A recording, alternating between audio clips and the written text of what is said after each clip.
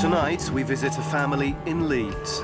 I was petrified, absolutely petrified. I could see somebody stood there. They fear their home is haunted. I was rudely awakened by a violent shaking. That really put me on edge. What else will it do in the future? The next thing could be quite serious. We send in our experts. Psychic Mia Dolan is shocked by what she finds. Oh, God. We're going down into a pit. What will they discover in the cellar? Now I'm just feeling very uneasy, actually, as if someone's watching us. I've just been poked. Poked in the side. Will Mia succeed on the toughest challenge yet?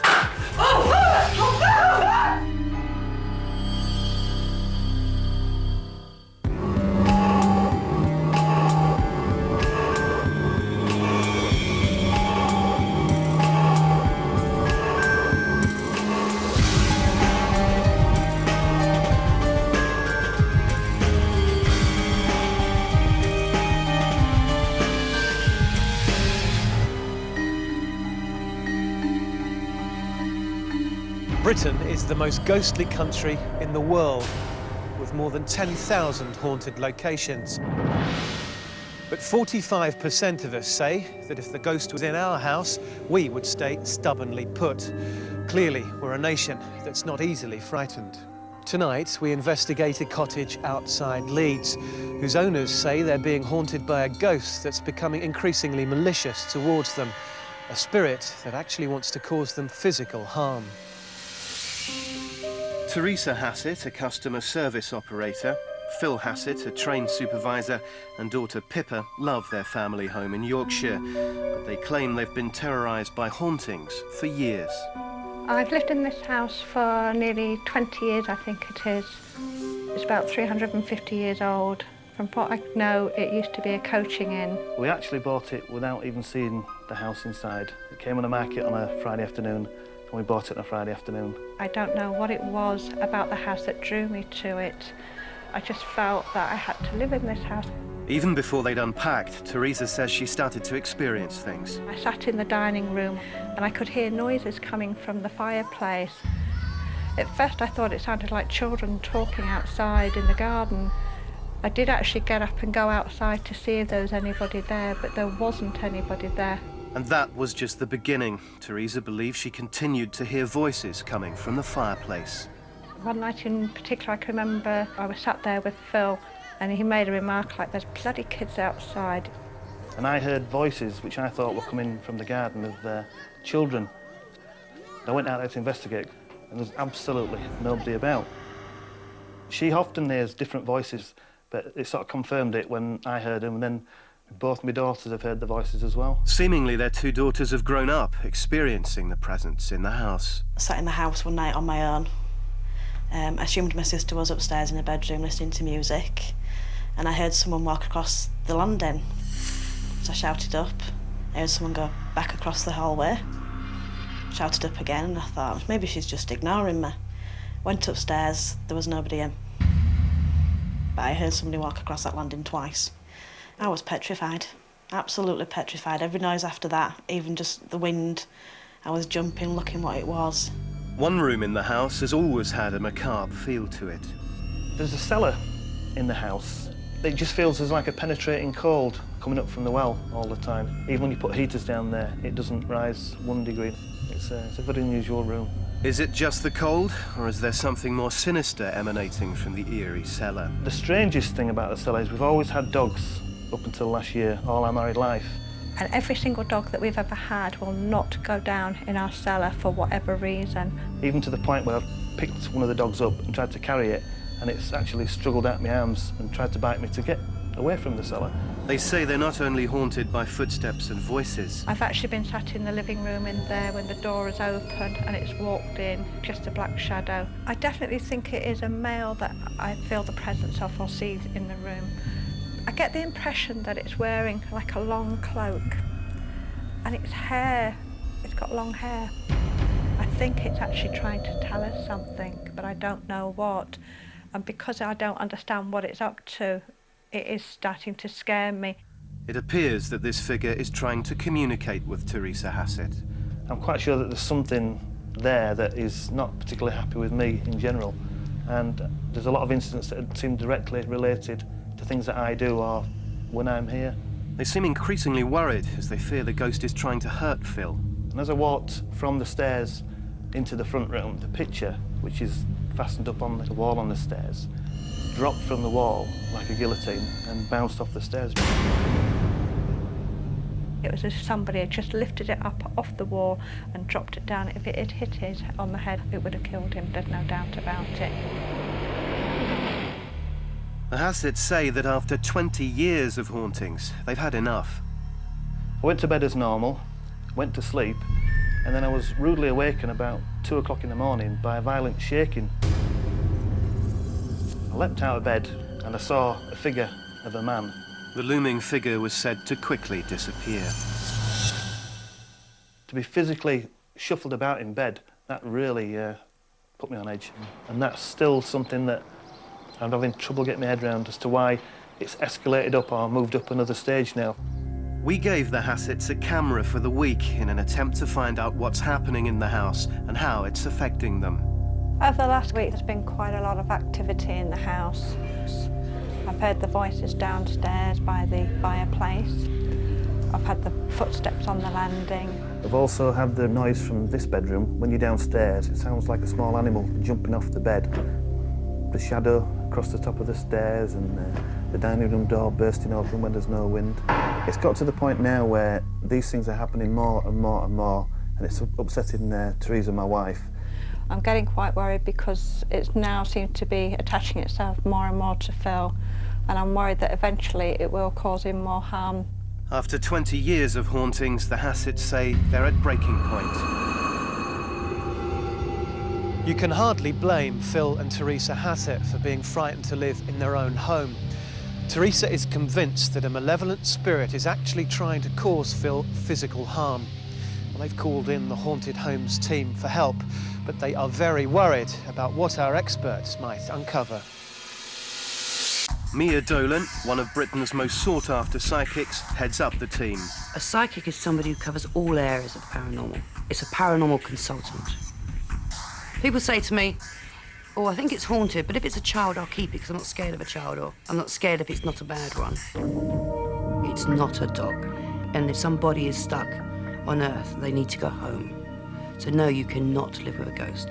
They are not part of the furniture and fittings. One of the techniques Mia uses is a spiritual activity called psychometry. Psychometry is picking up information from objects. If somebody's held something a lot, or used something, or worn something, then it's going to soak up the vibe anyway. Mia studies the family's most cherished belongings to get more information about the owners. It's a great way to get a feel of a property you're going to.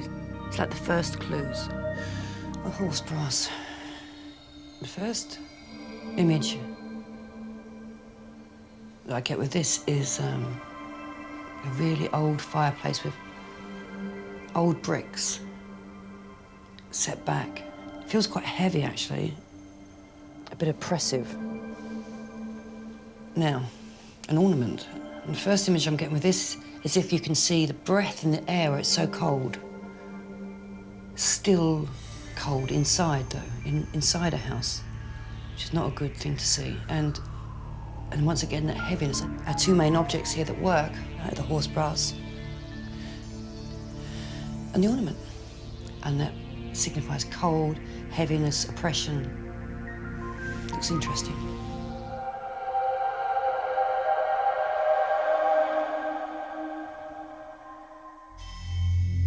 Within moments of touching the Hassett's possessions, psychic Mia Dolan claims that she picked up on an oppressive presence surrounding the objects. Psychics believe they have a sensitivity that, in theory, we're all born with, but few of us bother to develop. Mia is now convinced that there's an ominous presence in the family's home that needs to be got rid of quickly for their own safety. She's now determined to visit the house to help remove this black atmosphere. What's that? But what will Mia uncover when she finally visits the house? It's gone so dark down here now. I've just been poked.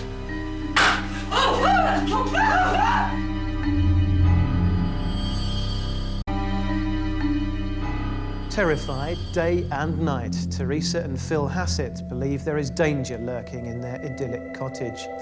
They say that Phil was violently shaken in bed one night by a dark, mysterious figure, and that on another occasion, a picture fell off the wall, missing Phil by just inches. Teresa is convinced it was a ghost. So who or what is so intent on hurting Phil? Our investigation team has been invited into the cottage to find out. Mia arrives at Phil and Teresa Hassett's home. Apart from the psychometry, she has no prior knowledge of the house, the location, or the family themselves. It's cold. It's like bone cold. It's ominous. It's heavy. In the front room, Mia says she picks up on numerous paranormal sensations. Normally when it's ominous and heavy, you don't get the cold, and yet you got all of it. It's like ice fingers going through your bones, like through your limbs. Mia makes her way up to the master bedroom. This room is very active, and even this bed may move as if there's shaking and trembling going on. Has she picked up on Phil's most recent terrifying experience of a man shaking him in bed? Someone's been very scared in this room. Mia is drawn downstairs to the cellar, where she senses things are about to get worse. Oh, God. I'm going down into a pit. Makes me feel physically unwell. It's very ominous. It's death. It's so cold. It feels it should be bigger than this. It's as if it was bigger than this cellar, which I don't understand. People have been dead in here. And I don't mean ghosts, I'm on about dead have been laid here. Blood down here. Let's get out, God. Anything much quicker I can get out there, I can go down there. Mia appears to be overwhelmed by the cellar. Oh, it's awful, awful. Not a great feeling down there. I feel really awful, yeah, awful. For Mia, touring the house has been a traumatic experience. What will the other experts make of it?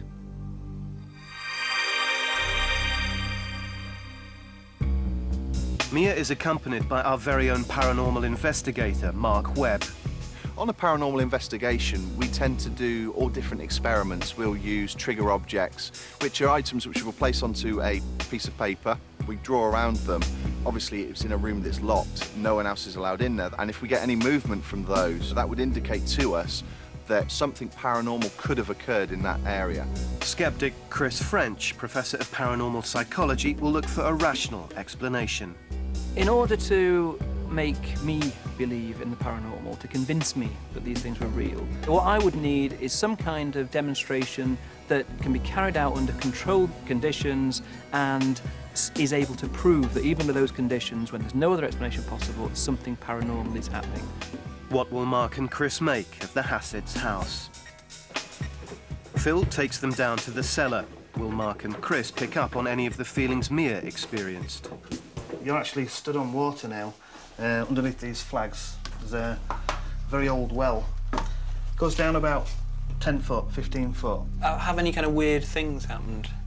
The only thing that's really strange, we've never ever been able to get a dog to come down the cellar. Down here in this cellar, I'm getting an uneasy feeling. Maybe we can come up with a logical explanation as to what it is, but you never know. Now that the experts have had a chance to look around the house, it's time for Mia to meet the family. With daughter Pippa by their side for support, the Hassetts are anxious to hear what Mia has found out about their home. Very strong image that this hasn't always been a house. As if it's been used for something else a long time ago. What was the house before it was a home? Originally, it was a coaching inn. The barrels? Yeah. Yes. I've got barrels in the kitchen. Yeah. There's stables. And lots of people coming in. Yeah. We hear voices here.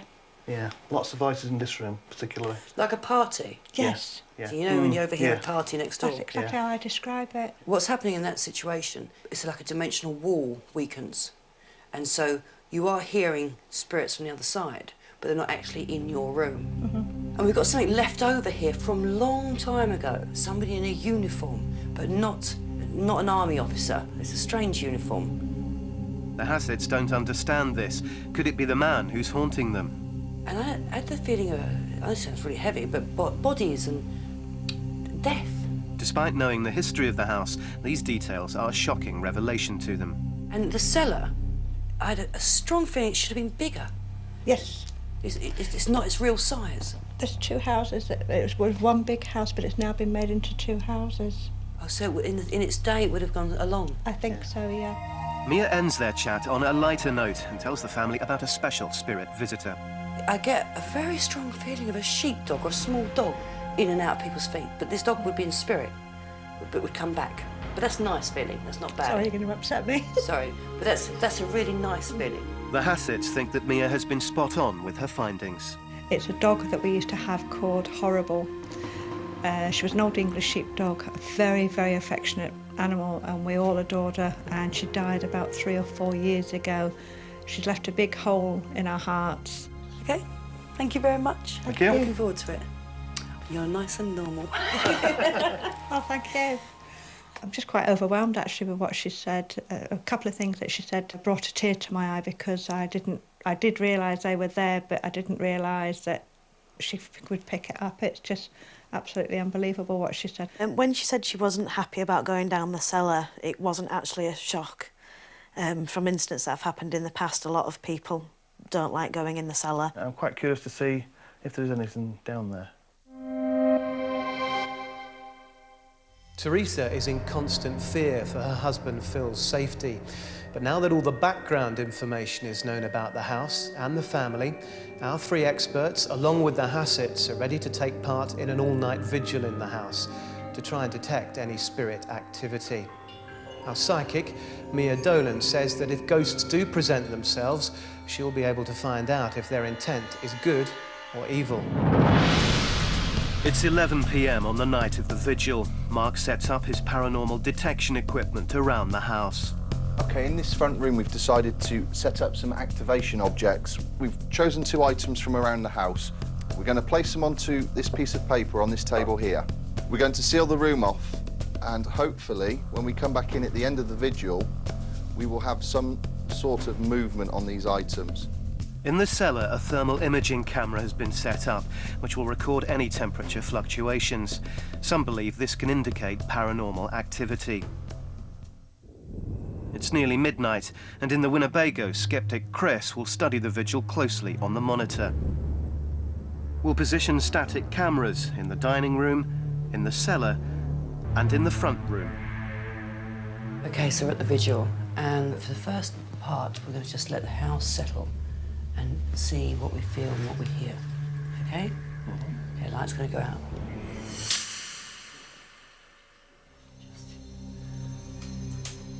23 minutes have passed quietly. Then, suddenly, unexplained noises start coming from the sealed room. Where was that bang from? Yeah, it's like someone opened the door. I feel it pulse darker.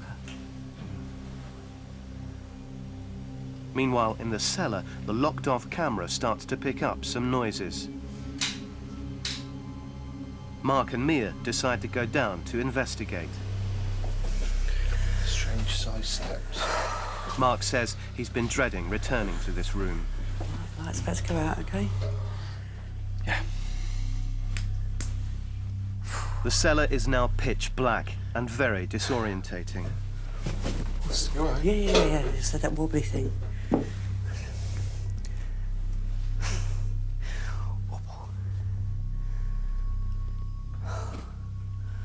It's such a dense atmosphere in here. The dark should heighten their other senses. Mark immediately reports hearing a noise up the stairs. But I've heard, you know, if you'd stop walking, you'd sort of... Yeah. That's what I've heard there. That someone's got to the bottom of the stairs and just stopped. The sense of presence by the stairs is said to get stronger. You can hear it right behind you, Mark. I know. I don't... It's shuffling. I'm stood here and I just don't want to look behind me. Strange noises begin to infiltrate the cellar. I'm hearing... It's like bits of the wall flaking off. Where are you pointing? Well, it's to the wall to our right. Oh, God. It's so dark. I don't know if it could be some sort of drip, It's not only in the cellar that the dripping noise can be heard. You hear a noise, like a drip.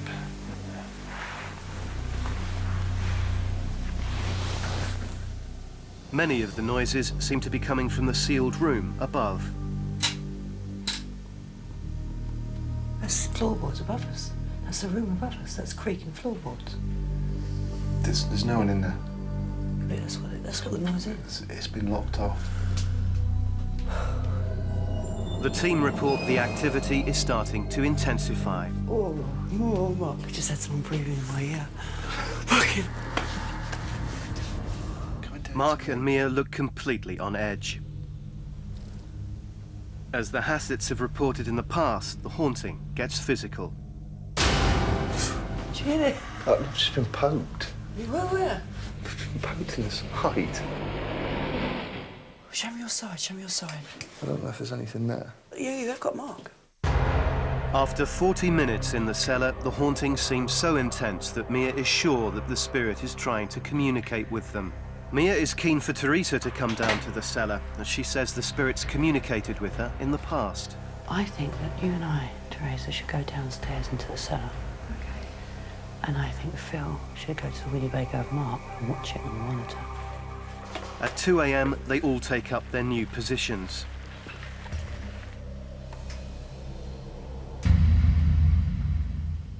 Like Mark, Teresa reports a strong sense of presence by the stairs. I'm just feeling very uneasy, actually, as if someone's watching us. Yeah.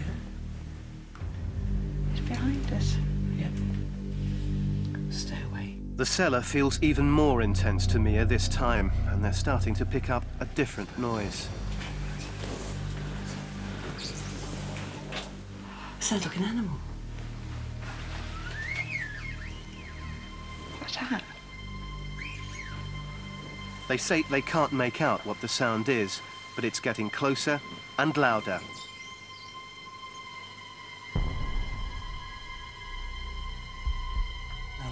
Disorientated in the pitch black, they look for the well to steady themselves.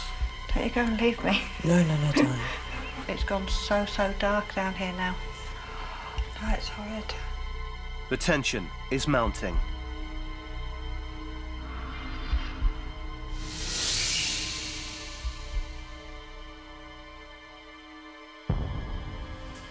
Do you hear that? Yeah? Yes, it's there. I don't know where you're pointing. I'm putting. Oh my God! Teresa is terrified by the bang, so they leave. It's only later that they realise that Teresa's torch had fallen to the floor. After tonight's dramatic events, it's time for our skeptic to take a look. I'm probably in the right kind of frame of mind to experience anything if I'm going to, because I'm actually feeling extremely tired, and so therefore I ought to be suggestible if it's all down to suggestibility, or if it's all really happening, then I ought to hear it anyway. So I'm just going to stand here for a while, quite a while, and just see how I feel, basically. Mia and Teresa have sought refuge in the Winnebago, where they discuss tonight's ordeal with Phil and Mark. It was weird down there, wasn't it? I mean, you had some different experiences, didn't you? Yeah, I thought there was somebody over in the corner down where the stairwell was, and I felt that someone was actually staring at me. No, I must admit I was quite pleased to get out of there. It wasn't comfortable, it wasn't fun, it wasn't interesting. It was just hard work. Well, I think I've been down here now about 15 minutes. And I have to say that I've not experienced anything at all. I've heard the odd slight noise, but in a house 250 years old, I think you expect it to make the odd slight noise. Satisfied that there is no ghost, Chris leaves. After hearing so many noises from the sealed-off room, Mark is keen to see if the Buddha or horse brass have moved. Okay, we've not actually had any movement with these objects at all, which is kind of strange when you consider myself and Mia, we believe we've heard movement from this room. It doesn't appear that anything's actually happened. The equipment has shown nothing out of the ordinary, but it has been an eventful evening. The family have no doubt that there's been plenty of paranormal activity. It's 11 a.m. on the morning after the vigil. After some sleep, everyone reflects on the events of last night. Well, we had a very interesting night last night. It did make me panic, and I'm sorry that I made you jump as So, well. It was so black, you know. It really It's very was. hard to put into words how dark. It was just absolutely pitch black And I had down this there. very strange sensation that if I wasn't holding onto either the well or touching the wall, I had no sense of where the Direction. stairs were, where the wall Yeah. was, and I suddenly found myself quickly grabbing out to try and get my bearings back. It was very weird. It was quite scary down there, definitely. As always, it was quite interesting. We had an interesting mix of weird experiences from some people, all of which were subjective. We also had one or two kind of more objective things. People could hear sounds and so on and so forth. But my own feeling was that in an old house like this, you expect to get those kind of sounds at night. So I wasn't convinced there was anything paranormal going on. I actually felt very apprehensive about going into the cellar. Just from the walk round, I didn't want to go down there. And whether or not you believe in spirit or not, I actually felt that was justified during the vigil yesterday evening. Obviously, we had a lot of audio noise down there. We also had, or I believe I had, a physical touch onto the ribs, which was a bit of a shock. After a gruelling vigil, our investigators reached differing conclusions. Most of the night's events were centred on the cellar, where both Mia and Mark claim they were physically touched by a ghost. Mia also says that she felt someone or something breathe on her. She says she's now more determined than ever to confront the ghost that the Hassets believe is threatening them. Teresa was so scared by the sudden bang that she heard in the cellar that she ran away. And after seeing her reaction, Mia believes she has to act swiftly. Such an active ghost, she says, has to be got rid of. Well, Dr. Chris French went down to the cellar too, and he remains severely sceptical about the whole event. Mia says she can summon up the phantom that's said to be haunting the Hassets. People were chained in here. My legs are frozen. Iniquitibus. Inches.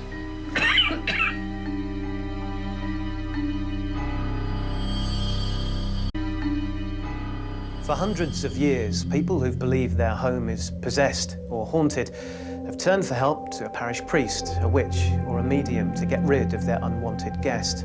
Well, that's a power that Mia claims to have. She says she can help get rid of the ghost that the Hassets claim is targeting their home. She's going to use a clearing ceremony, and that's something she doesn't undertake lightly. Tonight, she says she's going to work with her spirit guide to unlock the door to the other side. Mia, Phil and Teresa brave to enter the cellar, which has been chosen as the location for the clearing. Whatever happens, you're safe. And it will all be finished before we leave here. Okay, let's do it now. I'm going up the stairs of the cellar. There's nothing up in the kitchen. Turning around to go through the living room. Where is it? Can't find it yet. Coming back down into the cellar.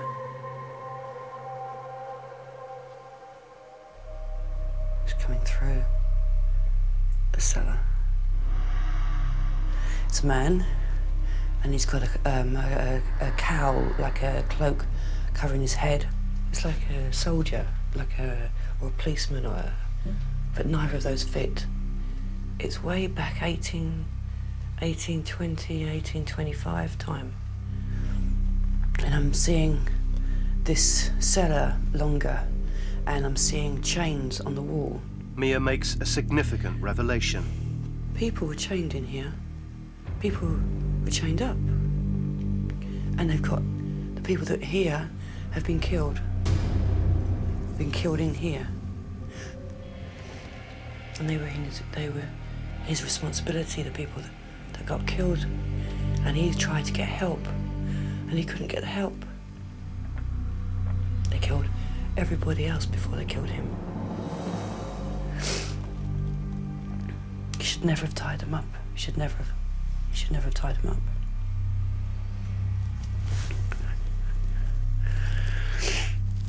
I'm gonna have to send him over. After a few minutes in a trance, Mia says a prayer for the dead. te propitatio est, et propter ligiam tuam, sustenui in Domini. In Domini. Ex omnibus, in equatibus, ejus.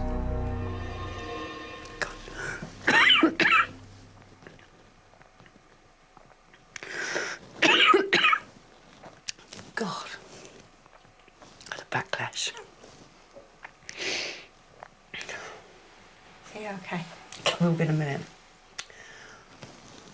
A terrific pressure on my chest. I nearly couldn't feel it. It's the first time it's ever happened to me.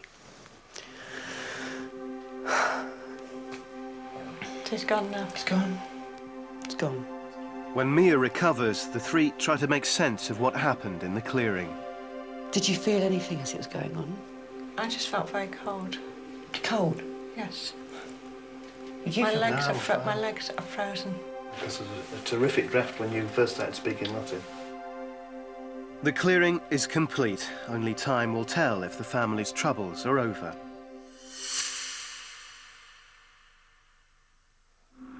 The clearing is an intense experience for Mia and for the family too. Mia tells us that she contacted the ghost during the ceremony and found out that he was an official in charge of transporting a group of prisoners. She says that he and they were all murdered in the house. Now, we couldn't verify that story, but the Hassets told us that their home is a former coaching inn that would have regularly put up groups of travellers. It's been 2 months since the clearing, and we've returned to the Hassets to see how they're getting on in their home. The atmosphere has completely changed. It now feels very, very light, very open. The house is actually much more pleasant than it used to be before. It's not an oppressive atmosphere. I feel fairly confident that any bad presence or spirit or whatever it happened to be has gone. It is an easier place to live for me because nothing's popping up in the dark to say hello to me anymore. That's the main thing.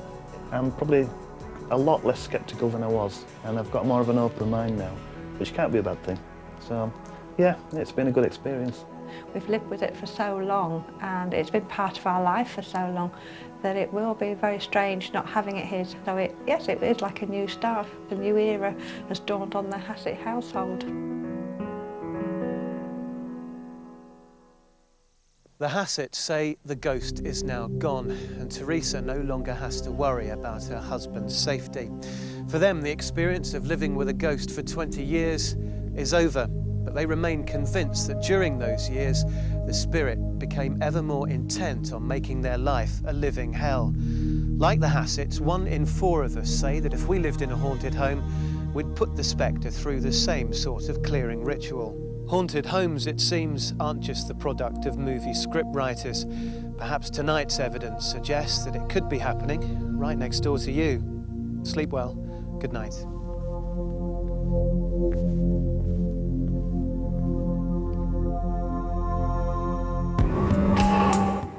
There's more unexplained goings-on this Sunday when the Winchester brothers continue their search for their dad, with a whole host of supernatural forces to try and stop them.